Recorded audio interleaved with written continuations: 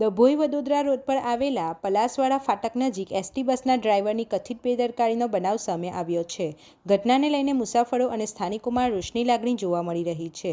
પલાસવાડા ફાટક નજીક એસટી બસના ડ્રાઈવરે બેદરકારીપૂર્વક બસ ચલાવી હોવાના આક્ષેપો કરવામાં આવી રહ્યા છે, જેના કારણે મુસાફરોમાં ભયનો માહોલ સર્જાયો હતો અને અકસ્માતની સંભાવના પણ ઊભી થઈ હતી. સ્થાનિક લોકોનું કહેવું છે કે જાહેર પરિવહન સેવા સાથે સંકળાયેલા ડ્રાઈવરો દ્વારા ટ્રાફિક નિયમોનું પાલન અને મુસાફરોની સુરક્ષાને પ્રથમ પ્રાથમિકતા આપવી જરૂરી છે. આવી બેદરકારીના કારણે કોઈ મોટી દુર્ઘટના સર્જાય તે પહેલાં તંત્ર દ્વારા યોગ્ય કાર્યવાહી થવી જોઈએ. ઘટનાને લઈને જવાબદાર અધિકારીઓ દ્વારા તપાસ હાથ ધરવામાં આવે અને જો ડ્રાઈવરની બેદરકારી સાબિત થાય તો નિયમ મુજબ કાર્યવાહી કરવામાં આવે તેવી માંગ ઉઠી રહી છે.